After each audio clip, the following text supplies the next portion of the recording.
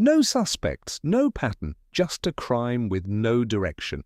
Welcome to Holmes Mystery. I am your host, Lucien Moreau.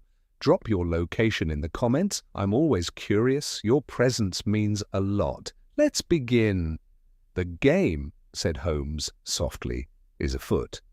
Our visitor passed a trembling hand across his brow and cast a nervous glance over his shoulder, as though even within the walls of Baker Street he was not wholly free from pursuit. He was a man of perhaps 35, clean-shaven, with well-cut features that might, under happier circumstances, have been called handsome. At present, however, fear had stamped itself so deeply upon them that all else was obscured. "Pray be seated, sir," said Holmes with that abrupt courtesy which was natural to him. "You have come from Blackwood House?" "Yes, I came straight on. My name is Julian Maberly. I serve as secretary and general factotum to Mrs. Althea Blackwood." Holmes's brows rose by the fraction of an inch. "To Mrs. Blackwood herself?" "Then the house remains under her management, despite the death?" Maberly stared. "You know of it already?" "My knowledge extends only so far as your unsigned note." The man recoiled. "Then it reached you?" "It did." "You wrote it, I presume?" The colour drained from his face. I feared you would not come otherwise." Holmes waved the admission aside as if it were of no moment. "You were right. A bare request might have failed, where a logical provocation succeeded. Now, you spoke of a death at Blackwood House. Kindly tell us everything, but tell it in order." There was no appeal Holmes made more often than this demand for sequence, and I had frequently observed how the simple insistence upon chronology brought clarity where emotion had made confusion. Maberly, though greatly agitated, seemed to take some comfort from the firmness of Holmes's tone. "It was Mr. Adrian Blackwood," said he. "The nephew of the late Colonel Blackwood, and for the past year the acknowledged heir to the estate.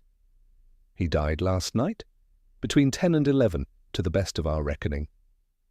"At Blackwood House?" "Yes, in the West Study, the old gun-room, though it has not housed firearms for years. He had gone there after dinner." "Alone?" "So far as anyone knows, entirely alone." Holmes leaned back, his fingertips together, his eyes half closed. "And he was found? How?" "Dead at his writing table." "Slumped forward in the chair?" The lamp still burned beside him. "There was no wound upon him. No sign of violence, no disorder in the room. The windows were fastened within. The door was locked." "Locked!" I exclaimed. Maberly turned toward me with a look of relief, as if grateful that some hearer at last appreciated the singularity of the matter. "Yes, Doctor. Locked upon the inside. We were obliged to force it." "And the cause of death?" Holmes asked. "That is precisely the horror of it. Dr. Simmons, the local physician, could offer no certainty. He declared that Mr. Blackwood had died suddenly, but whether by seizure, poison, or fright itself, he would not venture to say. Scotland Yard sent Inspector Lestrade down this morning, but after making his inquiries, he could only remark that there was no evidence upon which an arrest could stand." Holmes smiled faintly. "Lestrade is at his best when facts arrange themselves into lines. He is less comfortable when they form circles." Maberly bent forward. "Then you will come?" "In due time. First I must know whom this death concerns. Mrs. Blackwood, you say, still presides over the house. What is her relation to the deceased?" "She is his aunt by marriage. Colonel Blackwood was her husband. The colonel died 3 years ago. Adrian was his brother's son. Since then he has spent much of his time at the house, especially of late, as questions of inheritance had become more immediate." "Who else was present last evening?" Maberly moistened his lips. "Mrs. Blackwood herself, Miss Evelyn Blackwood, her stepdaughter, Mr. Percival Dane, a cousin on the colonel's side, Mr. Felix Hatherley, a neighbour and intimate friend of the family." The butler, Ames. Two maids, the cook, and myself. No guests beyond these? None. Holmes rose and began to pace slowly before the fire. Now, Mr. Maberley, let us arrive at the essential point. You said no one could have done it. I am rarely impressed by such statements, for there is usually some overlooked avenue of human malice. Why do you speak so strongly? The secretary gave a short, uneasy breath. Because each person who might have wished Mr. Adrian ill was accounted for. Mrs. Blackwood retired early with a headache. Miss Evelyn was with her for most of the evening. Mr. Dane was in the billiard room with Hatherley until nearly 10:30. I know it, for I carried in the decanters myself. The servants were below stairs. Adrian Blackwood locked himself into the west study a little before 10. You saw this? I saw him cross the hall and enter the room. He shut the door behind him. Later, when Ames wished to ask a question concerning the Morning Post, he found it locked. At what hour? Shortly after 11. And then? We called to him. There was no answer. Mrs. Blackwood became alarmed. Hatherley and Dane forced the door. He was there at the desk, dead, with his head turned a little to one side, as if he had heard something behind him at the very instant of his end. Holmes halted in his pacing. That is a curious observation. Who first remarked it? I did, said Maberley, though perhaps it is merely my fancy. Fancy is often memory in disguise, Holmes returned. Was there anything upon the desk? Yes, a sheet of paper before him, a blank save for a single ink stroke, as though he had just begun to write. His watch lay beside it. A key was in his pocket, the key to the study door. No letter, no glass, no medicine bottle? Nothing of that kind. Holmes turned to me suddenly. Watson, your revolver?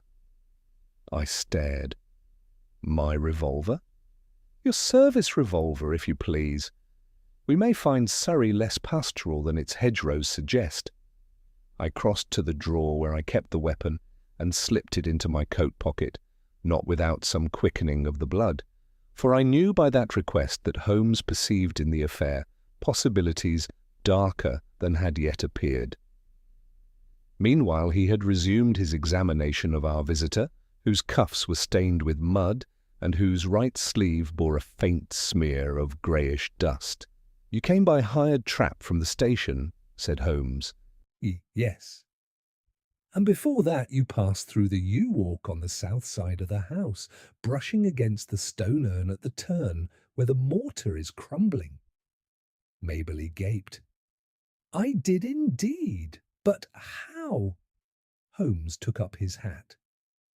My good sir, when a man brings me a locked room death, an anonymous summons and traces of weathered lime upon his sleeve, he must forgive me if I observe him. Come, Watson, there is one question only that remains. And what is that? I asked, as we prepared to leave. Holmes's eyes shone with that cold light which came to them at the threshold of some absorbing problem. Whether Adrian Blackwood died because he was alone in that room, or because he believed he was.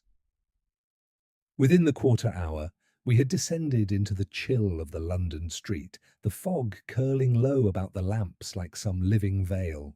A hansom was procured with little delay, and we were soon rattling toward Waterloo Station, our companion seated opposite us, his agitation scarcely abated despite the promise of Holmes's intervention. Holmes, for his part, had relapsed into one of those deep silences which I had learned never to disturb. His long frame was drawn slightly forward, his eyes fixed upon some invisible point beyond the carriage window, while his fingers tapped lightly against his knee in a measured, almost mathematical rhythm. I knew well that behind that still exterior his mind was already at work, arranging, testing, and discarding hypotheses with relentless precision. It was not until we had secured a private compartment upon the train that he spoke.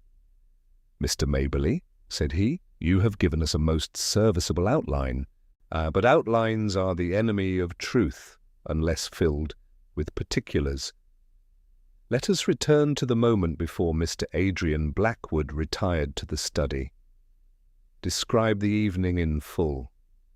The secretary swallowed, collecting his thoughts. Dinner was served at 8. It was, so far as I could tell, entirely uneventful. Conversation was subdued. Mrs. Blackwood was not herself. She complained of a headache. Mr. Dane attempted to enliven matters, but with little success. Mr. Hatherley was quiet, unusually so. Holmes's eyes flickered open. Unusually? Yes, he is generally the most animated of us all. Last night he scarcely spoke. And Mr. Adrian Blackwood? At first composed, though somewhat withdrawn. But as the meal progressed, I observed him grow increasingly restless. He drank very little wine. Once or twice he started, as if at some sound which the rest of us did not perceive. Did he speak of it? No. When Miss Evelyn asked if anything was amiss, he merely smiled and said he was fatigued. Holmes inclined his head slightly. Proceed. After dinner, Mrs. Blackwood withdrew. Miss Evelyn accompanied her. Mr. Dane suggested a game of billiards, and Mr. Hatherley agreed. I remained in the hall to attend to correspondence. It was then that Mr. Adrian passed me. At what hour? Just before 10. And his manner? Decided. More so than at dinner.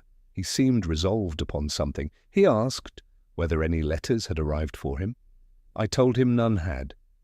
He nodded, as if that confirmed some expectation, and went directly into the west study. Did he carry anything? Maberly hesitated. Now that you mention it, yes, a small object in his hand. I could not see it clearly. It might have been a folded paper, or perhaps a key. Holmes exchanged a quick glance with me, but said nothing. The train thundered onward through the darkened countryside, its steady rhythm lending a curious solemnity to the narrative. You say the room was locked, Holmes resumed. Was this customary? Not at all. The study is seldom used, and when it is, the door is generally left ajar. Then Mr. Blackwood took the unusual step of securing himself within. That is significant. Now, when the door was forced, who entered first? Hatherley and Dane together. I followed immediately. Ames and one of the maids remained outside. And Mrs. Blackwood. She did not come down at once. Miss Evelyn came instead. Holmes steepled his fingers once more. And the windows, you are certain they were fastened? Absolutely. The shutters were closed from within, and the catches secured. There is no second door, no hidden passage. The room is quite plain. Holmes's lips curved slightly. Plain rooms are often the most deceptive. I could not restrain myself. Holmes, you do not mean to suggest— I mean only, my dear Watson, that we must verify every assumption for ourselves. A locked door and fastened windows are facts, but the interpretation of those facts is another matter entirely. Maberly leaned forward anxiously. Then you believe it possible? I believe nothing, said Holmes curtly. I observe. And at present I observe that a man, apparently in good health, entered a room alone, secured himself within, and was found dead without visible cause. That is the problem. Whether it admits of a human solution remains to be seen. The remainder of the journey passed in comparative silence. At length the train slowed, and we drew into the small, dimly lit station nearest to Blackwood House. A single lantern swayed upon the platform, casting long, uncertain shadows.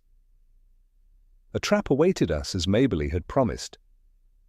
The driver, a taciturn fellow wrapped in a heavy coat, touched his cap but spoke not a word as we climbed aboard. The road from the station wound through a stretch of dark woodland, the branches arching overhead like the ribs of some vast cathedral. The night air was sharp, and the hoofs of the horse struck a hollow echo upon the frozen ground. It was during this drive that Holmes suddenly leaned forward. "Tell me, Mr. Maberley, this West Study, has it always served its present purpose?" The secretary seemed surprised by the question. "Not originally, no. In the Colonel's time it was indeed a gun room. Before that, well, I believe it was once part of the older structure of the house. The West Wing is the oldest portion." "Older by how much?" "Nearly a century, I should think." Holmes sank back again, his expression unreadable. At last the trees parted and the house came into view. Blackwood House stood upon a slight rise, its dark mass outlined against the pale mist that clung to the grounds. It was a sprawling, irregular structure, its older stonework blending uneasily with later additions. A single light burned in one of the upper windows, while the rest of the building lay in shadow. "There," said Maberley in a low voice. "You see it?" Holmes did not reply at once. Yet he was gazing intently at the west wing, where a narrow projection jutted outward from the main facade. "Which window belongs to the study?" he asked. Maberley pointed. "The second from the left, on the ground floor, but the shutters are closed." "Just so." As the trap drew nearer, I felt an inexplicable chill, quite apart from the cold of the night. There was something in the silent, brooding aspect of the house that impressed itself upon the nerves. We had scarcely alighted when the front door opened, and a tall, pale young woman stepped forward into the light. "You have come," she said, her voice steady, though her eyes betrayed a depth of unease. "I am Evelyn Blackwood." Holmes bowed slightly. "Miss Blackwood, I presume. This is my friend and colleague, Dr. Watson, and you already know Mr. Maberley." She inclined her head. You must see the room at once," she said. "Nothing has been disturbed since it happened." Holmes regarded her keenly. "Nothing, Miss Blackwood? Not even the position of the body?" A faint shudder passed through her. "No, it remains exactly as we found it." Holmes's gaze sharpened. "Then," said he quietly, "we are most fortunate. Pray lead the way." Miss Evelyn Blackwood turned without another word and led us across the threshold. The great hall into which we entered was dimly lit, its high ceiling lost in shadow, while portraits of long-dead ancestors looked down with stern and fading dignity. The air within the house was markedly colder than without, and carried with it a faint, dry odour, which I could not at once identify. Holmes paused but a moment upon the threshold, his keen eyes sweeping the hall, and noting, as I knew well, details which would have escaped any ordinary observer. Then, with a slight inclination of his head, he motioned for Miss Blackwood to proceed. We passed along a broad corridor lined with dark panelling, our footsteps muffled upon the thick runner. Not a sound broke the stillness of the house. Even the servants, it seemed, had withdrawn into some distant quarter, leaving the place with an air of unnatural suspension. At length, Miss Blackwood halted before a heavy oak door bound with iron straps. "This is the room," she said quietly. I observed at once that the lock bore signs of recent damage.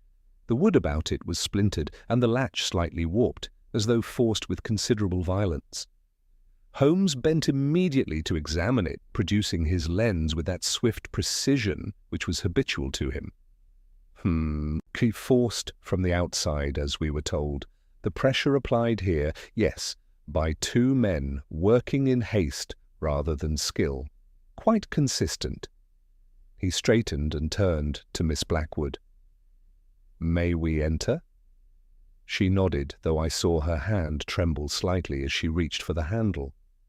The door opened with a low creak, and we stepped into the west study. It was a long, somewhat narrow room, lined on one side with tall cabinets, whose glass fronts reflected the lamplight in dull glimmers.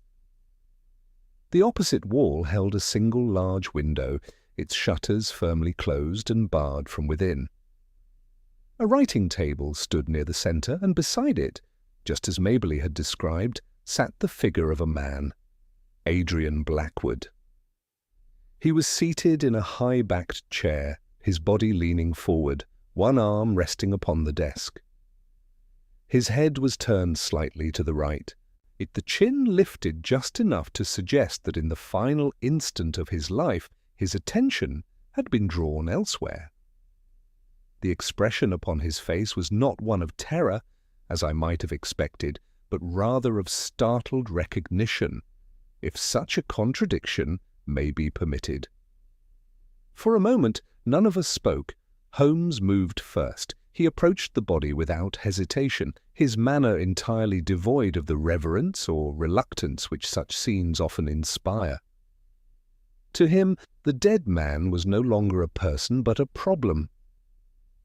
"Watson," said he quietly, "be so good as to confirm what has already been stated." I stepped forward and performed a brief but careful examination. The skin was cold and pale, the limbs already stiffening. There were no marks upon the throat, no wound, and no discoloration, such as might indicate poison, at least none apparent without further analysis. "The man is certainly dead," I said, "and I can detect no immediate cause." "Precisely." Holmes's gaze had already shifted beyond the body to the desk itself.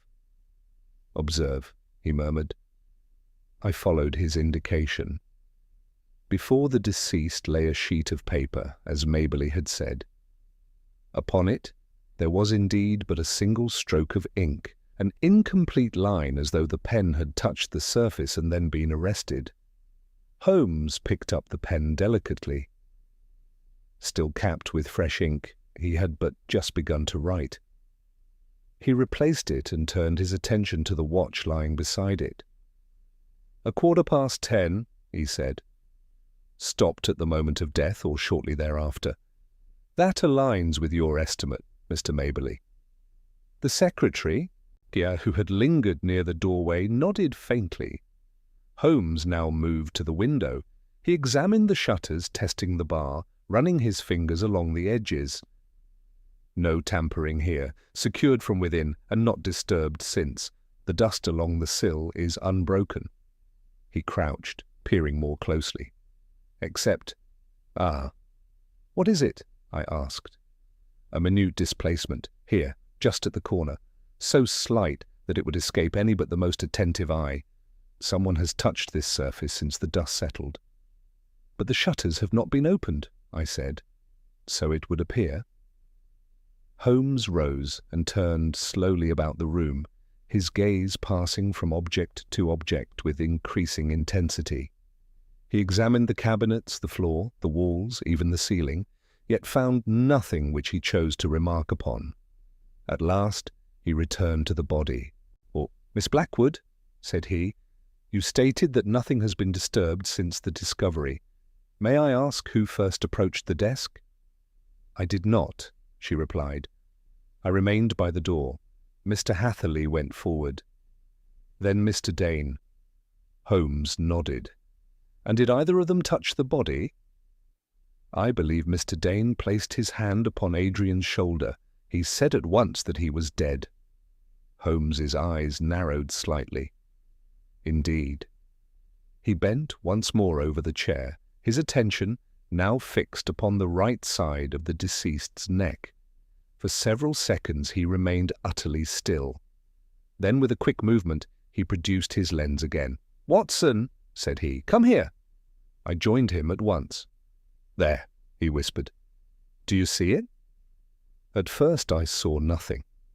Then, as I adjusted my angle to the lamplight, I perceived a faint mark, so slight that it might easily have been overlooked, a tiny puncture, scarcely more than a pinprick, just below the ear. "A wound?"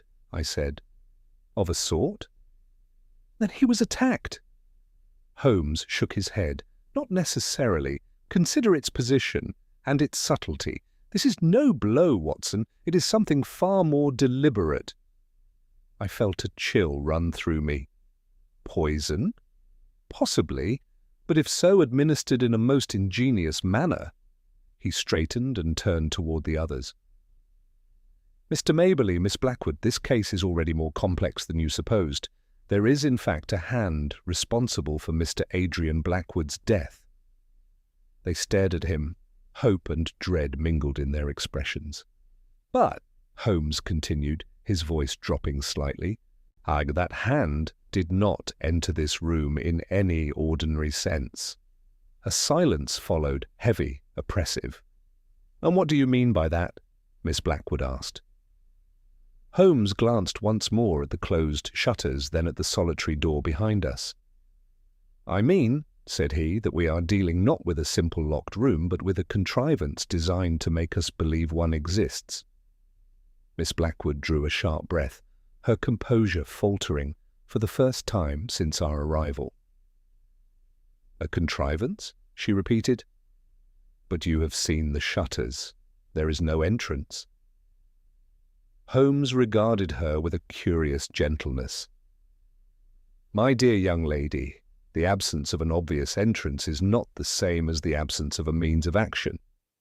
We must be careful to distinguish between the two." He turned once more to the window, with his long fingers tracing the edge of the frame with almost affectionate attention. "Consider, Watson," he continued, "we have here a man who enters a room of his own accord, secures it from within, and is later found dead by a method so delicate as to leave scarcely a trace. If we accept that no one else was physically present, then we are compelled to conclude that the cause of death was either self-administered or introduced into the room beforehand." "Then you believe it to be suicide?" I asked. Holmes's lips curved faintly. "Do you, Watson?" I hesitated. The mark upon the neck, no man could inflict such a wound upon himself with such precision, particularly in that location. "Excellent. Then we discard suicide." He moved back toward the desk and tapped lightly upon its polished surface. "Next, we must ask, what in this room could have delivered so exact a puncture? There is no visible mechanism, no spring device, no poisoned needle concealed within the furniture. The chair, the desk, the very air, each must be considered." Maberley shifted uneasily. "Surely you do not mean that something invisible—" "I mean only that you have not yet observed what is present," Holmes replied sharply, "not what is absent." Miss Blackwood stepped forward now, her eyes fixed upon the body of her cousin. "Mr. Holmes," she said, "you spoke of a hand responsible. Do you suspect someone within this house?" Holmes did not answer at once. Instead, he turned his gaze upon her with sudden intensity.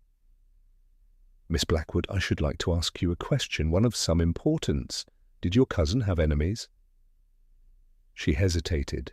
That depends upon what one means by enemies." "By that I mean persons who might profit from his death or who bore him ill will." Her expression darkened slightly. "There were disagreements. My cousin was not universally liked. He had a manner, somewhat abrupt, somewhat secretive. Mr. Dane and he had quarrelled more than once." "Over what matter?" "Money, chiefly. There were questions regarding certain investments, losses, I believe." Holmes inclined his head. "And Mr. Hatherley?" At this she seemed to falter more noticeably. "He and Adrian were once close friends. Of late they had grown distant." "For what reason?" "I cannot say with certainty." Holmes's eyes lingered upon her for a moment longer, as though weighing her words against some internal scale. Then he turned back to Maberley. "You—" Sir, you have the advantage of observation without the burden of family loyalty. What is your impression of these gentlemen?" Maberley flushed slightly at the implication, but answered none the less. "Mr. Dane is a man of impulsive temper, though not, I think, a violent one. Mr. Hatherley—" He paused. "Mr. Hatherley is more difficult to judge. He is outwardly amiable, but there is something reserved about him. One feels he is always holding something back." Holmes gave a soft murmur of approval. A most valuable quality in a suspect. Miss Blackwood looked from one to the other, her anxiety deepening.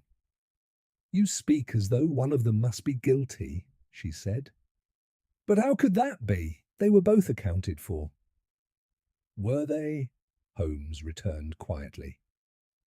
They were together, she insisted. Or in the billiard room. And you saw them there? No, I was upstairs with Mrs. Blackwood. Then your knowledge rests upon their own account, Maberly interjected quickly. I saw them myself, Mr. Holmes. They were indeed in the billiard room when I brought in the decanters. At what hour? A little after 10. And how long did you remain? Only a minute or two. Holmes smiled thinly. Time, Mr. Maberly, is the most elastic of substances when not measured precisely. He turned once more to the body, his gaze now fixed upon the slight turn of the head. This posture, he said softly, is the key, Watson. The key? Yes, a man does not turn his head in that manner without cause. Something drew his attention, something behind him or to the side, and in that instant he died. Then the attack came from that direction. Undoubtedly. Holmes moved to the right side of the chair and stood where the unseen assailant must have been positioned, if indeed there had been one. Now, if a person stood here, they would have been plainly visible upon entering the room. There is no concealment, no screen, no alcove. Therefore, we must consider another possibility. And that is, that the cause of death approached him without the agency of a visible human hand. I confess that I felt a distinct unease at his words. You speak almost as though the weapon were remote, Holmes finished calmly, or indirect. He stepped back and surveyed the room once more. Let us consider the mark upon the neck, a puncture, small, precise, and delivered at exactly the moment when his attention was diverted. That suggests timing, and timing suggests control. Miss Blackwood clasped her hands together. But who could control such a thing? Holmes's expression hardened. Someone who understood not only the physical arrangement of this room, but the habits of the man who entered it. Maberly's voice dropped to a whisper. Then it must be someone within the house. Holmes gave a slight nod. I fear that is increasingly probable. At that moment, a faint sound reached us from beyond the door, a footstep in the corridor, hesitant yet distinct. All heads turned.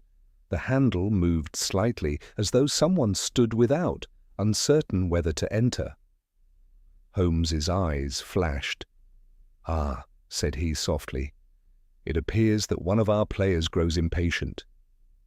The door opened slowly, and a tall gentleman stepped into the room, and his expression composed but his eyes searching. Forgive the intrusion, he said. I was told you had arrived. I am Felix Hatherley. Holmes inclined his head, his gaze fixed keenly upon the newcomer. Indeed, said he, and I have been hoping for the opportunity to make your acquaintance. Mr. Felix Hatherley advanced a step into the room, pausing just within the threshold as though instinctively reluctant to come too near the figure seated at the desk. He was a man of middle height, well-proportioned, and dressed with understated elegance. His face, though composed, bore that peculiar tension about the eyes which betrays a mind actively guarding itself. I trust I do not intrude upon your examination, said he with a slight inclination of the head. On the contrary, returned Holmes smoothly, your presence may prove most instructive. Hatherley's gaze shifted briefly toward the body of Adrian Blackwood, then away again, as though unwilling to dwell upon it. A tragic business, he murmured, most inexplicable. Holmes regarded him with a quiet intensity. Inexplicable? That is a word I rarely accept, Mr. Hatherley. It generally signifies only that the explanation has not yet been discovered. A faint smile touched the man's lips. Then I am fortunate that Mrs. Blackwood has engaged you. Holmes gestured lightly toward the room. You were among those who first entered, I believe? I was. Then perhaps you would be so good as to describe precisely what you observed. Hatherley clasped his hands behind his back, as if arranging his thoughts with care. We forced the door, Mr. Dane and I. The lock gave way after 2 or 3 attempts. The room was exactly as you see it now. Adrian was seated there. He did not move when we entered. Dane went forward and touched him.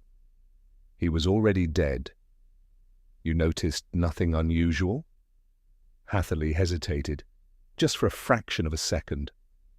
Nothing beyond the obvious. Holmes's eyes sharpened. No sound? No scent? No object out of place? Nothing, I assure you. Holmes stepped closer. And yet, said he quietly, you were the first to cross the room. That is so. And you approached him from this side. Holmes indicated the position to the right of the chair, the very point from which, as he had earlier observed, the fatal agency must have acted. Hatherley's gaze flickered briefly to that spot. Yes, he said, from there. Holmes nodded as though confirming some private inference. Tell me, Mr. Hatherley, did you observe the position of his head? Hatherley frowned slightly. His head? It is turned thus, said Holmes, gently indicating the angle, as though he had looked toward something at the instant of his death. Yes, said Hatherley slowly. I did notice it. It struck me as peculiar. In what way? As though he had been startled, or had heard someone behind him. Holmes allowed a brief silence to follow. Behind him, he repeated softly. And yet, as we have established, no one was present. Hatherley gave a small, almost impatient shrug. That is precisely what makes the matter so confounding. Holmes turned away, as if dismissing the point, and began once more to pace the room. You were in the billiard room earlier that evening, I understand. I was with Mr. in Dane. From what hour? Shortly after dinner, until the alarm was raised. Continuously. Hatherley's expression tightened, though he answered without hesitation. To the best of my recollection, yes. Holmes paused mid-step. To the best of your recollection, he echoed. Memory, Mr. Hatherley, is a curious faculty. It improves under scrutiny. I have nothing to conceal, the man replied, a trace of steel entering his tone. Excellent. Then you will not object to precision. At any time during that interval did you leave Mr. Dane's presence? A moment's silence followed. I may have stepped out briefly, said Hatherley at last. Only for a minute or two. Holmes's eyes flashed. For what purpose? To fetch a cigar. The ones in the billiard room had run out. From where did you obtain them? From the smoking cabinet in the east corridor. Holmes inclined his head slightly. And Mr. Dane remained in the billiard room? So far as I know. Did you meet anyone in the corridor? No. Holmes resumed his pacing, though I observed that his movements had taken on a new deliberation. Curious, he murmured. Hatherley stiffened. What is curious? That a man should recall so distinctly what he did not observe, and yet be uncertain of what he did. Hatherley's colour rose slightly, but he held his ground. I have told you all that I can. Holmes stopped before him, his gaze steady and unyielding. Have you indeed? Before the tension could mount further, the sound of approaching footsteps once again broke the silence.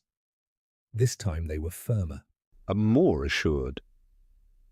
A second figure appeared in the doorway, a broad-shouldered man with a ruddy complexion and an air of restless energy. Ah! He exclaimed. So you are the famous Mr. Holmes? I have that distinction, Holmes replied dryly. Percival Dane, said the newcomer with a short bow. I gather you are here to solve what the police could not. Holmes inclined his head. I am here to observe. Dane cast a quick glance at Hatherley, then at the body. Well, you will find precious little to go on, he said. A locked room, a dead man, and not a scrap of evidence. It is absurd.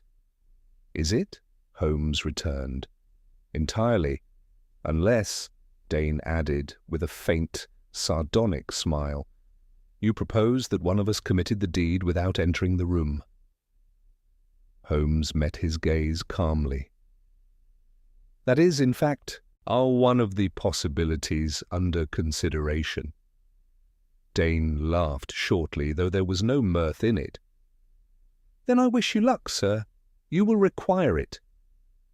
Holmes said nothing, but his eyes followed the man with a peculiar intensity.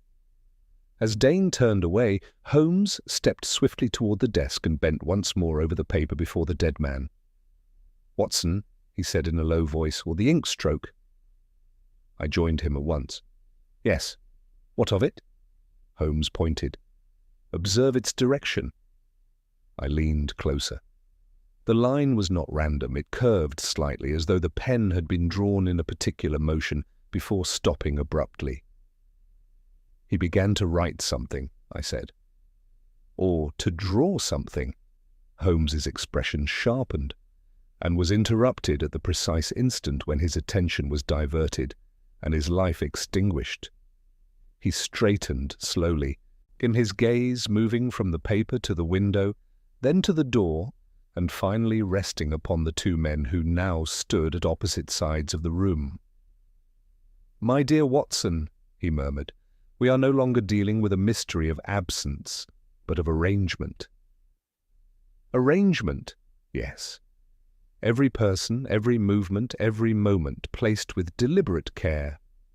He paused, and a faint, dangerous smile touched his lips. And somewhere within that arrangement lies the hand that struck without ever appearing to do so. Holmes remained motionless for several seconds after speaking, his eyes half-lidded, as though the visible world before him had receded in favor of some intricate construction within his own mind. The others, perhaps sensing that further words would only disturb the delicate process of his reasoning, held their silence. Oh, it was Miss Blackwood who at last broke it. Mr. Holmes, she said quietly, if what you suggest is true, if this was arranged, then my cousin was lured into that room with the intention that he should die there. Holmes inclined his head slightly. That is one of the conclusions toward which the evidence inclines. Then he must have known something, something that made him a danger to someone here. Or, Holmes returned, something that made him susceptible. She looked at him sharply. What do you mean? Holmes did not answer her directly. Instead, he turned to Maberly. You mentioned that Mr. Adrian inquired after letters before retiring to the study. Yes, said the secretary. He seemed particularly concerned whether any had arrived for him.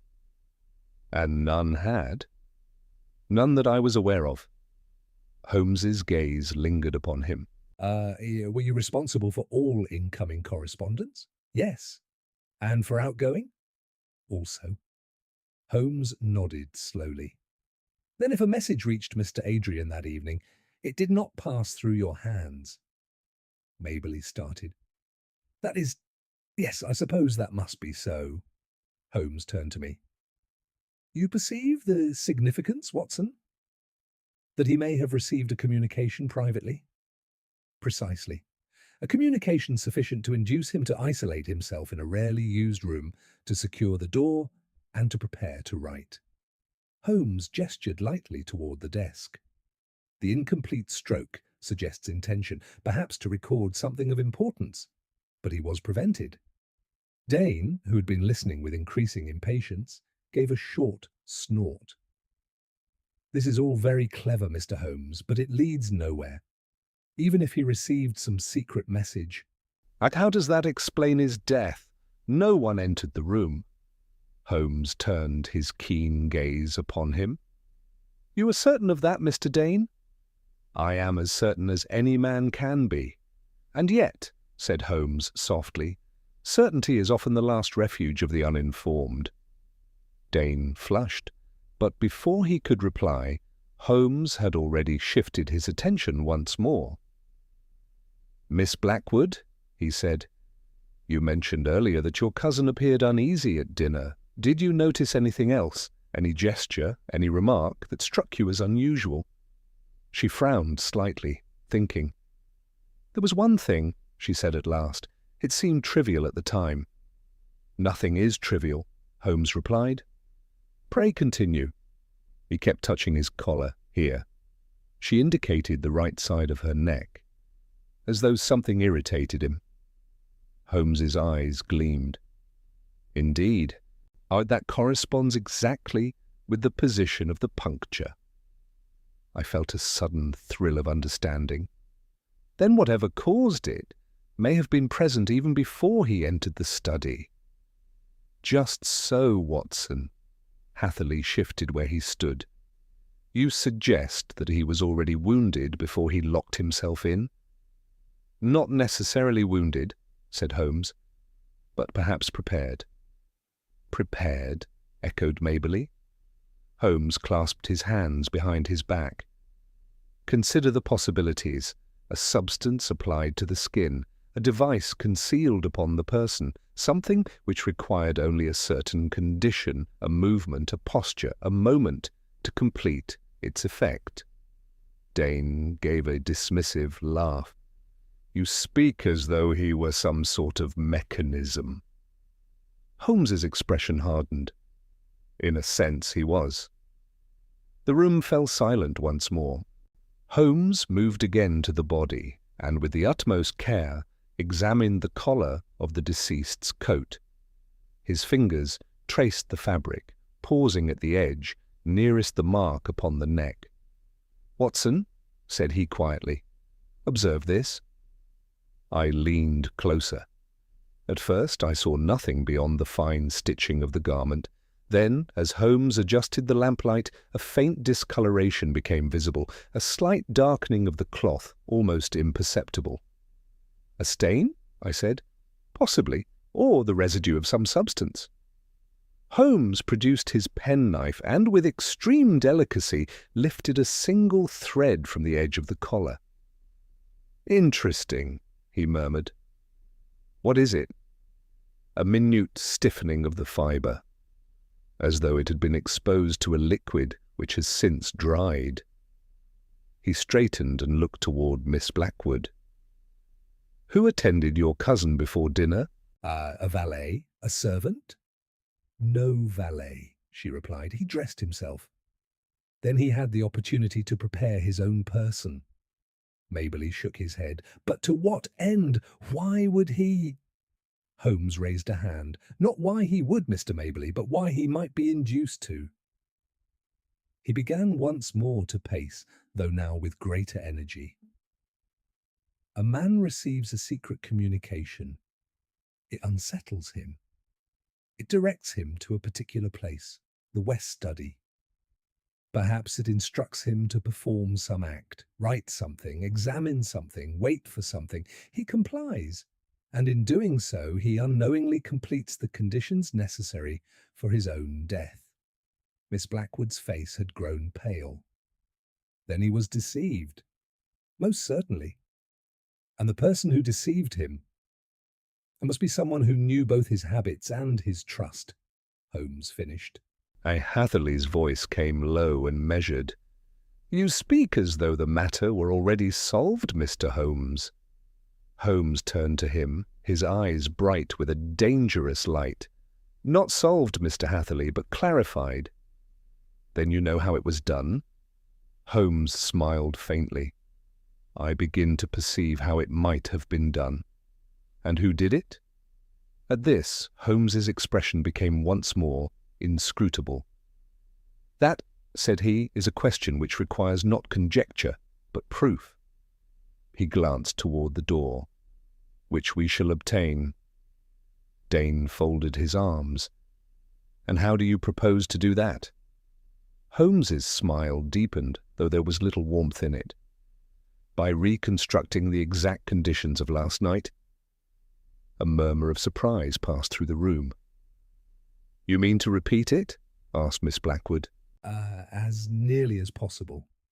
And if you are wrong?" Holmes's eyes flickered toward the lifeless figure at the desk. "Then we shall learn nothing. But if I am right—" He paused, and for the first time there was something almost grim in his tone. "Then we may yet see the invisible hand reveal itself." The effect of Holmes's words was immediate and profound.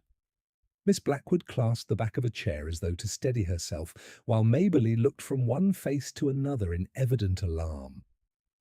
Even Dane's habitual confidence appeared momentarily shaken, though he masked it with a scoff. "You cannot be serious," he said. "To repeat such an occurrence, if it is indeed what you suppose, would be to risk another life." Holmes regarded him calmly. "Only if we proceed without understanding. I do not propose to imitate blindly." "Oh, but to control every variable with precision. That is the difference between accident and experiment." Hatherley spoke next, his tone measured but edged with unease. "And who, pray, is to assume the role of the deceased?" Holmes's lips curved slightly. "I had thought of asking Dr. Watson." I started involuntarily. "My dear Holmes," he raised a hand with a faint smile. "Your expression, Watson, is precisely why I shall not do so. Fear clouds observation. No, we shall employ a safer substitute." "A substitute?" echoed Miss Blackwood. Holmes turned to Maberly. "Mr. Maberly, is there within the house a dressmaker's dummy or any articulated figure of roughly human proportion?" The secretary blinked in surprise. I believe there is such a figure in the old storage room. It was used once for fitting garments." "Excellent. I have it brought here at once." Maberly hesitated, then hurried from the room. Holmes turned back to the others. "In the meantime, we must reconstruct the sequence of events with exactitude. Mr. Dane, you will return to the billiard room. Mr. Hatherley, you will accompany him, and you will remain there until I instruct otherwise." Dane frowned. "And why should we oblige?" Holmes's gaze hardened. "Because, sir, if my hypothesis is correct, one of you has already committed a most ingenious murder, and I intend to demonstrate how." A tense silence followed. Hatherley inclined his head. "I have no objection." Dane hesitated a moment longer, then gave a curt nod. "Very well, but I warn you this is folly." Holmes merely gestured toward the door. "Pray proceed." When they had gone, Holmes turned at once to Miss Blackwood. "You, madam, I will kindly show me the exact position you occupied last night, together with your stepmother." She complied, leading us from the study and up the broad staircase to a chamber overlooking the front drive. There she indicated a chair near the window. Mrs. Blackwood was seated here. I remained beside her. We did not leave the room until the alarm was raised. Holmes examined the space briefly, then nodded. "That will suffice. Pray remain here for the present." We returned once more to the study, where we found Maberly directing two servants as they carried in the requested dummy, a stiff, lifeless figure of wood and canvas, dressed in an old coat. Holmes's eyes lit with satisfaction. "Admirable. Place it in the chair." The servants did so, arranging the figure in a posture approximating that of the deceased, but Holmes himself adjusted the angle of the head, turning it slightly to the right. "Thus," he murmured.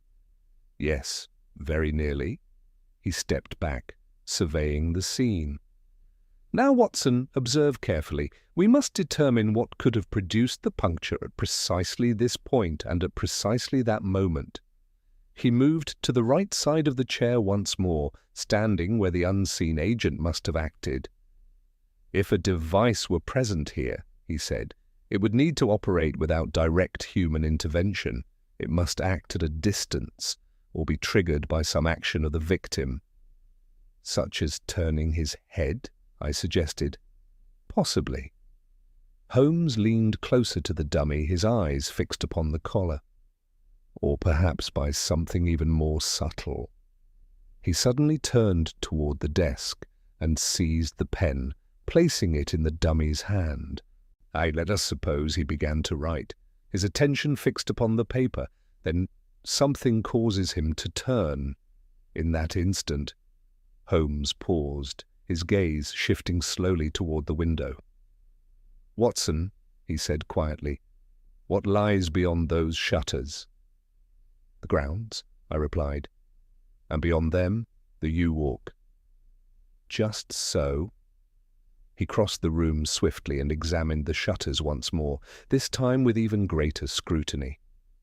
His fingers traced the inner edge, then the hinges, then the narrow gap where the two panels met.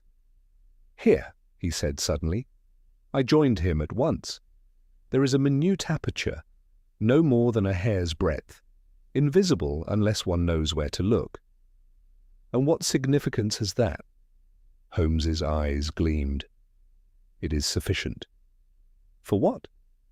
"For the passage of something very small and very precise." A sudden realization struck me. A dart, or needle, fired from without. Holmes smiled. "You approach the truth, but the shutters are closed and the window barred." "Yes," said Holmes, "but not impenetrable." He stepped back and looked once more at the dummy, then at the window, then at the position of the mark upon the neck. "The angle is correct," he murmured. "The distance, yes, it is possible. Difficult, but possible."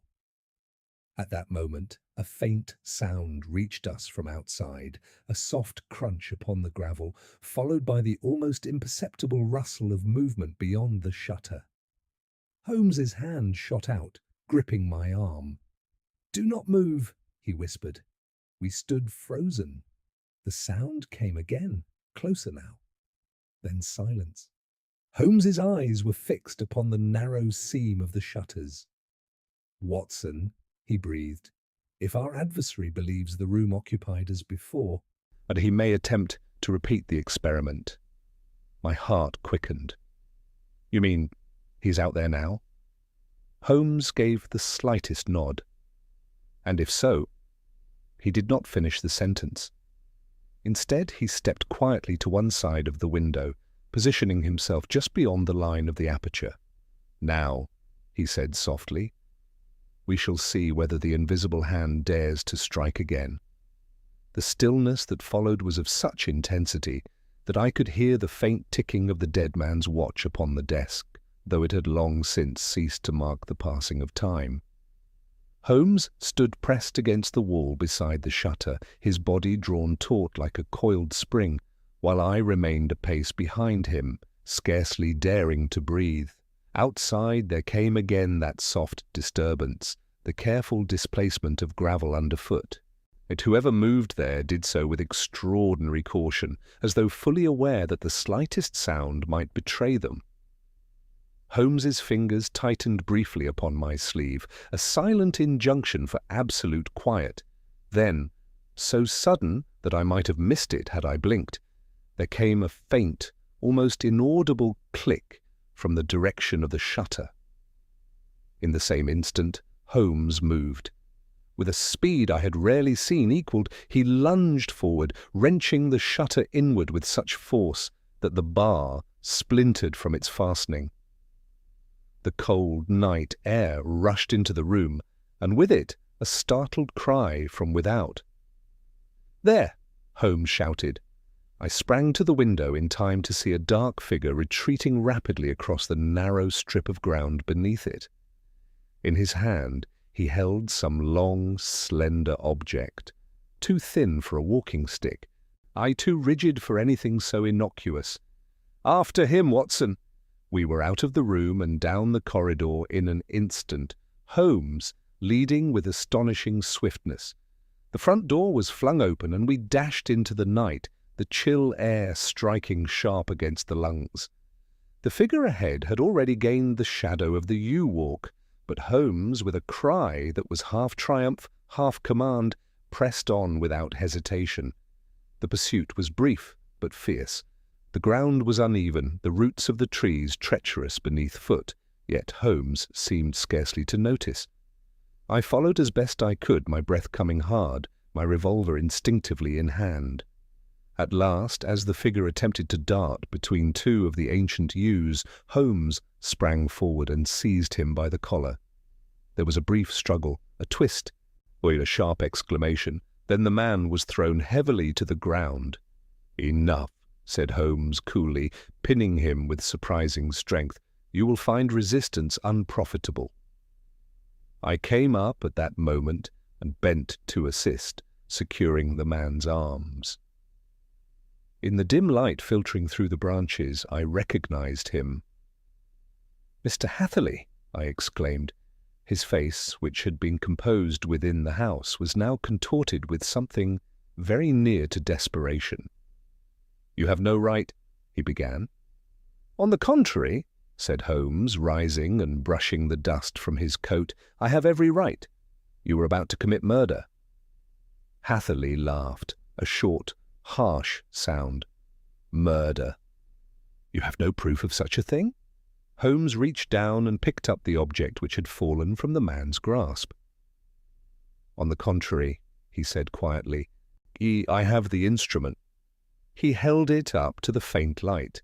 It was a slender tube of dark metal, no longer than a man's forearm, fitted at one end with a small, ingenious mechanism. Even in that uncertain illumination, I could see that it was no ordinary device. "A blowpipe?" I said. Holmes nodded. "Modified and most delicately constructed, capable of projecting a fine dart with remarkable precision, and more importantly, in absolute silence." Hatherley said nothing. Holmes examined the end of the tube. "And here," he continued, "we have the true elegance of the design, a reservoir for a liquid poison applied to the dart in the moment before discharge. The puncture we observed was precisely consistent with such a weapon." He looked down at Hatherley, his eyes cold and penetrating. "You positioned yourself beneath the window. Through that minute aperture in the shutters, you took aim at the neck of your victim. You waited until he turned his head, perhaps in response to some prearranged signal, and then you fired." Hatherley's lips tightened. "You cannot prove any of this." Holmes smiled faintly. "I have already proven enough. You returned tonight to repeat the act, presumably to eliminate another who might have threatened your scheme. You believed the room occupied as before. Instead, you found a dummy, and myself." A flicker of realization passed across Hatherley's face. "You laid a trap?" "Indeed." By this time, the sound of approaching footsteps reached us. Maberly, Dane, and several servants, drawn by the commotion. "What is this?" demanded Dane. Holmes turned slightly, still keeping his gaze upon Hatherley. "This, Mr. Dane." "AIS is the solution to your absurd mystery." Dane stared at the captured man. "Hatherley? Impossible." "Is it?" Holmes returned. "Then perhaps you will explain why he was found lurking beneath the study window, armed with a blowpipe and poison." Dane faltered, his confidence shaken. I cannot." "No," said Holmes, "I did not think you could." He gestured for Maberly to assist in securing the prisoner. "Mr. Hatherley will require close supervision until the authorities arrive." Hatherley, now pale but composed once more, gave a faint, bitter smile. "You are very clever, Mr. Holmes," he said. But you have only part of the story. Holmes's eyes narrowed slightly. Then I look forward to hearing the remainder. Hatherley's gaze shifted briefly toward the dark silhouette of the house. You have shown how it was done, he said. But not why. Holmes inclined his head. On the contrary, I believe the motive is already within my grasp, but I should prefer to hear it from your own lips. Hatherley said nothing further. Holmes turned to me. Come, Watson, there is still one thread to be drawn tight, and until it is, the pattern remains incomplete.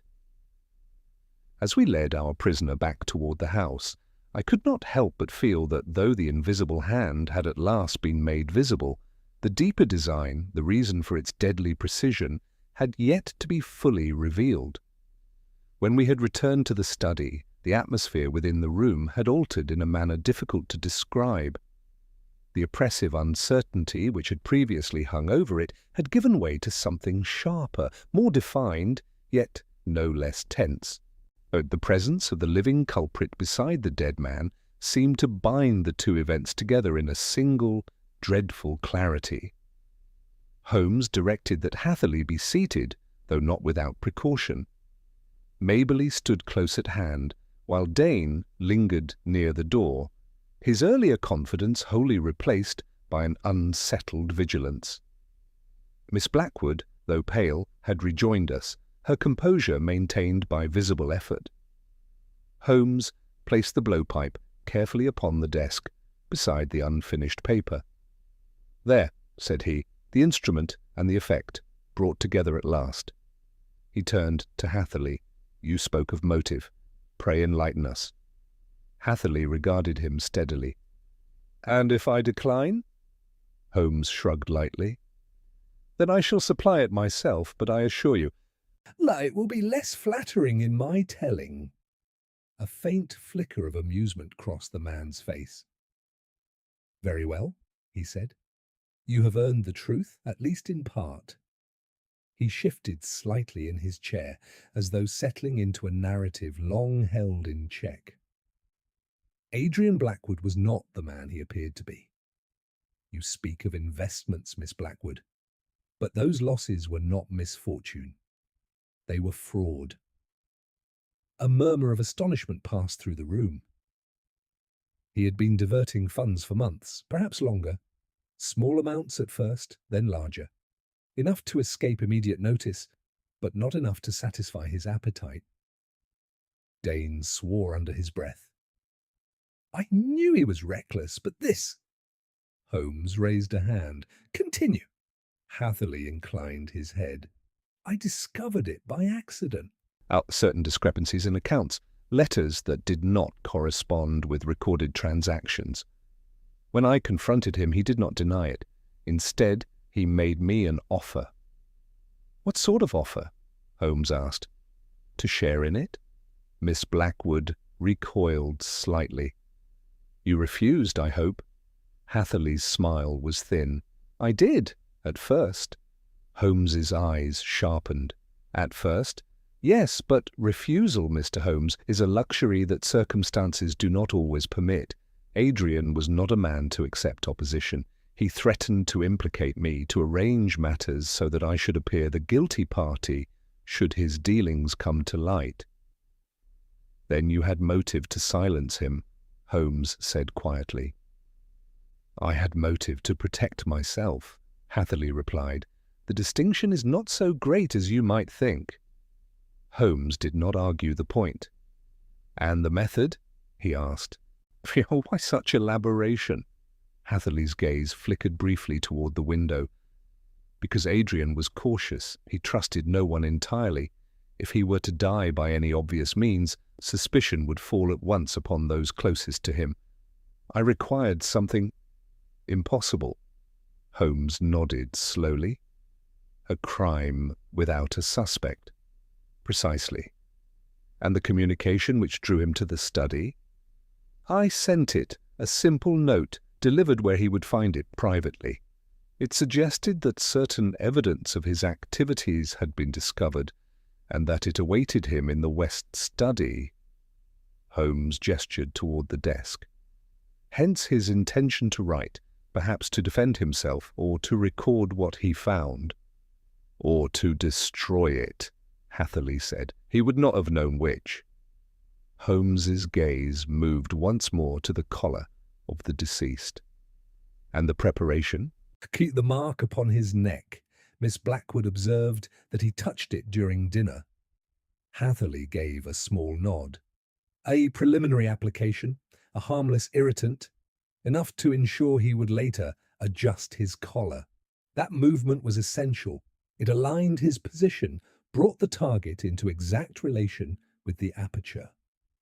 I felt a chill at the cold precision of it. You calculated even that, I said. Hatherley met my gaze without flinching. One must in such matters. Holmes spoke again, his voice low and measured. And you waited outside, watching through the shutter, until the moment presented itself. Yes. And what drew his attention? What caused him to turn his head? At this, Hatherley hesitated for the first time. A sound, he said at last. What sound? I tapped lightly upon the glass, barely enough to be heard. No, just enough. Holmes inclined his head. A signal. Simple, yet effective. He moved slowly about the room as though assembling the final pieces of a puzzle already solved. And after the act, you withdrew. The door remained locked, the windows secured. The appearance of impossibility complete. Yes. Dane stared at him in disbelief. You mean to say you stood within yards of him and no one saw you? The yew walk affords sufficient concealment, Hatherley replied, particularly at that hour. Holmes paused before him. And yet you returned tonight. Hatherley's expression hardened. I had reason to believe that certain suspicions might arise. It seemed prudent to ensure that no further complications occurred. Holmes's eyes gleamed. You intended to remove another obstacle. Hatherley said nothing. Holmes turned to the others. Why do you see now the full design? A man lured by fear, prepared without his knowledge, and struck from without by an instrument so subtle as to leave no trace. A crime constructed not merely to succeed, but to defy explanation. Miss Blackwood sank into a chair, her strength at last giving way. And all this within our own house. Holmes regarded her with quiet sympathy. Crime, Miss Blackwood, has little regard for walls or familiarity. It thrives where trust is greatest. At that moment, the distant sound of wheels upon gravel announced the arrival of the authorities. Holmes glanced toward the window. Inspector Lestrade returns, he said, and not a moment too soon. He turned back to Hatherley. I believe, sir, that your case will prove of considerable interest to him. Hatherley inclined his head slightly. Us, I do not doubt it. Holmes allowed himself a faint, almost weary smile. Nor do I. The arrival of Inspector Lestrade was heralded by the brisk opening of the front door and the unmistakable cadence of his quick, purposeful stride along the corridor. He entered the study with his usual air of official confidence, though I detected at once the faint tightening about his eyes, which betrayed both curiosity and lingering frustration. Mr. Holmes, said he with a curt nod, I was informed you had taken an interest in the matter. I trust you have found something more substantial than the rest of us. Holmes gestured calmly toward the seated figure of Felix Hatherley. I believe, Inspector, that you will find our host here most accommodating. Lestrade's gaze followed the gesture, and his expression sharpened immediately. Mr. Hatherley, what is the meaning of this? Holmes stepped aside, allowing the full arrangement of the scene to present itself. The body at the desk, the blowpipe upon the polished wood, and the assembled company whose silence spoke more eloquently than any declaration. The meaning, said Holmes, is that the apparent impossibility of this crime has been resolved into a matter of method and motive. Lestrade approached the desk, picking up the blowpipe with cautious interest. "And this is?" "The instrument of death," Holmes replied, "modified to deliver a poisoned dart through the narrowest aperture, and with sufficient force and accuracy to strike a precise point upon the body." Lestrade gave a low whistle. "Well, that is ingenuity, I grant you. But how was it managed? The room was locked, the windows fastened?" Holmes raised a hand. The illusion of confinement, Inspector, is often more persuasive than the fact. The shutter contained a minute gap, barely perceptible, which allowed the passage of the dart. Mr. Hatherley positioned himself outside beneath the window and waited for the moment when his victim would present the necessary angle. Lestrade frowned, glancing toward the window, and the victim obliged him. Unwittingly, he had been induced to adjust his collar repeatedly throughout the evening, an irritation deliberately applied beforehand. When seated at the desk, that habitual movement brought the target into alignment. A slight sound, no more than a tap upon the glass, caused him to turn his head. In that instant, the dart was discharged. Lestrade looked from Holmes to Hatherley. "And you can prove this?" Holmes inclined his head. "I have demonstrated it. Mr. Hatherley was apprehended outside the window, in possession of the weapon, while attempting to repeat the act under identical conditions." Lestrade's brows rose. "Repeat it?" "Indeed. It appears he feared that some element of his design might yet betray him." Lestrade turned sharply to Hatherley. "Well, sir, you have heard the accusation. What have you to say?" Hatherley met his gaze steadily. "Only that Mr. Holmes has a remarkable imagination." Holmes smiled faintly. "And yet one grounded in fact. Your movements during the evening, your absence from the billiard-room, your knowledge of the study's structure, and finally, your presence outside the window tonight. These form a chain which even you will find difficult to break." Lestrade nodded slowly. Yes, I begin to see it. And the motive?" Holmes glanced briefly toward Miss Blackwood before replying, "A matter of financial fraud, discovered and contested. Mr. Hatherley acted to prevent exposure and to secure his own position." Lestrade gave a satisfied grunt. "That will serve well enough." He stepped forward and placed a firm hand upon Hatherley's shoulder. "I must ask you to come with me, sir." Hatherley rose without resistance. For a moment his gaze passed over the room, the desk, the body, the faces of those assembled before returning to Holmes. "You have untangled it very neatly," he said. "I misjudged you." Holmes inclined his head slightly. "You misjudged the problem, Mr. Hatherley. It is a common error." A faint, almost wistful expression crossed the man's face. "It was perfect," he murmured. "Or so I believed." "Nothing is perfect," Holmes returned quietly, "which depends upon the assumption that no one will look closely." Lestrade signalled to the constables who had accompanied him, and within moments Hatherley was led from the room. The sound of his departing footsteps faded into the depths of the house, leaving behind a silence of a very different character from that which had greeted us upon our arrival. Dane exhaled heavily. "Well," said he, "I confess I did not see that coming." "Few do," Holmes replied. Maberly shook his head in bewilderment. "To think that it was before us all the time, and yet invisible?" Holmes allowed himself a slight smile. "Not invisible, Mr. Maberly, merely unobserved." Miss Blackwood rose slowly, her composure gradually returning. "Mr. Holmes," she said, "I do not know how to thank you." You have not only uncovered the truth, you have restored a measure of order to what seemed utterly beyond understanding." Holmes bowed with a touch of his usual dryness. My dear Miss Blackwood, I have merely applied the principles of observation and deduction. The truth, as always, was present. It required only to be seen." She regarded him for a moment, then inclined her head in quiet gratitude. As we took our leave some time later, the first pale light of morning was beginning to break through the mist that lingered over the grounds. The yew walk, which had concealed the instrument of death, now appeared almost ordinary in the soft grey dawn. Holmes walked beside me in silence for several minutes before speaking. "A curious case, Watson."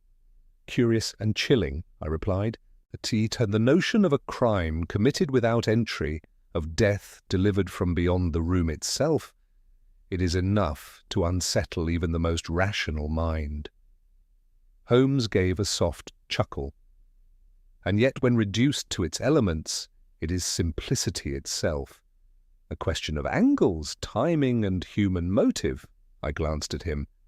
"You make it sound almost trivial." "Not trivial," said he, "but inevitable. When a man believes himself secure, when he trusts in appearances rather than facts, he places himself at the mercy of those who understand the difference." We had reached the gate by then. Holmes paused, casting a final glance back toward the house. "There is perhaps a lesson in it," he added. "And what is that?" "That the absence of a suspect is not the absence of guilt. It is merely the presence of a better concealment." With that, he turned and set off toward the waiting trap, his long stride already carrying him forward toward the next problem, the next puzzle, the next opportunity for that singular mind to illuminate what others could not even perceive. And as I followed, I could not help but feel once more that peculiar mixture of admiration and wonder which has so often accompanied my association with the remarkable man known as Sherlock Holmes. The journey back to London was undertaken in a silence not devoid of thought, but rather saturated with it. Holmes sat opposite me in the railway carriage, his long fingers steepled, his gaze fixed upon the shifting countryside, as though the events at Blackwood House still unfolded before him in some abstract form. For my own part, though the case had reached what any reasonable observer would deem its conclusion, I found my mind returning again and again to certain details which, while explained, seemed to linger with a peculiar insistence. It was I who at last broke the silence. "Holmes," said I, "there is one matter which continues to trouble me." He did not look up. "Only one, Watson? Then I must congratulate myself upon an unusually thorough performance." I smiled faintly. "You anticipated my thoughts, no doubt. It concerns the letter, the one which first brought us into the affair." Holmes's eyes flickered toward me. "Ah, yes, the letter? It was unsigned, delivered by hand, and composed in such a manner as to provoke your interest. Yet we have heard nothing of it since. If Hatherley's plan was so precise, why summon you at all?" Holmes leaned back slightly, his expression one of quiet satisfaction. "Because, my dear Watson, the letter was not part of Hatherley's design." I stared at him. "Not his? Then whose?" Holmes reached into his coat and produced the very envelope we had received at Baker Street. He turned it thoughtfully between his fingers. "Consider the phrasing," he said. "A crime has been committed, yet no crime can be proven. There is no suspect, for all who might be guilty are equally innocent. That is not the language of a man seeking concealment. It is the language of a man describing a puzzle." "Then the sender understood the nature of the crime before it was exposed?" Holmes finished. I felt a sudden quickening of interest, but who could have known? Holmes's gaze sharpened. "Who indeed?" For a moment he said nothing further. Yet when I began to suspect that he might leave the matter there, as he so often did, when a point no longer bore upon the immediate resolution. But then with a slight movement he tapped the envelope lightly against his knee. There was one person, Watson, whose position afforded both knowledge and opportunity, yet who has thus far remained curiously in the background. Maberly? I ventured. Holmes shook his head. No, the secretary is a man of limited imagination. He observes but does not interpret. Then Miss Blackwood? Holmes's eyes gleamed. Precisely. I started. But surely she was as shocked as any of us. Was she? Holmes returned softly. Or did she merely play the part with sufficient conviction? I could not at once respond. You observed her composure, Holmes continued. Her restraint. Even at the height of the discovery, she did not succumb to hysteria, as many might have done. More telling still, she provided us with the critical observation regarding her cousin's repeated movement at the collar. But that aided your investigation. Exactly, it directed it. Holmes leaned forward slightly. Miss Blackwood is no fool, Watson. It is entirely conceivable that she perceived something amiss, perhaps even suspected Hatherley's involvement, but lacked the means to prove it. By sending that letter, she ensured that I would be drawn into the matter, and once I was engaged, the truth became inevitable. I considered this in silence. Then she orchestrated your involvement, but not the crime itself. Just so. And you are certain of this? Holmes gave a faint shrug. As certain as one can be without direct admission, but note this.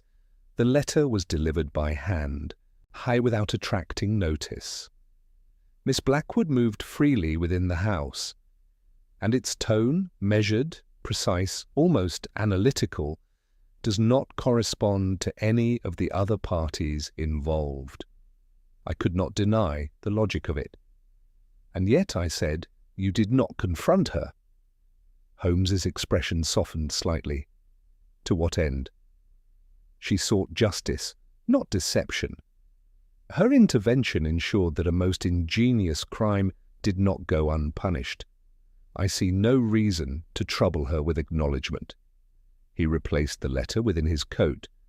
Some contributions, Watson, are best left unspoken. The train slowed as we approached London, the familiar outlines of the city emerging through the morning haze. I leaned back, reflecting upon the full arc of the case, the apparent impossibility, the subtle preparation, the invisible hand, and finally, the quiet intelligence which had set the entire machinery of justice in motion. It is remarkable, I said at last, how many layers there were to it. A crime without a suspect, and yet, in the end, not without design. Holmes smiled faintly. My dear Watson, there is always a design. The difficulty lies only in discerning it. And the lesson? Holmes rose as the train came to a halt. That absence, said he, is never proof of innocence, only of insufficient observation. We stepped down onto the platform, the noise and motion of London life already pressing in upon us once more. Holmes gathered his coat about him, his manner once again that of the detached observer, as though the entire affair had been but a passing exercise. Come, said he lightly. There remains the question of breakfast, and I find that even the most intricate problems are improved by its timely application. As we made our way back toward Baker Street, I could not help but cast my mind once more over the strange events at Blackwood House. And though the case had reached its conclusion, I felt that peculiar certainty, so often confirmed in my association with Sherlock Holmes, that beneath even the most perfect concealment, the truth waits patiently for the one mind capable of perceiving it.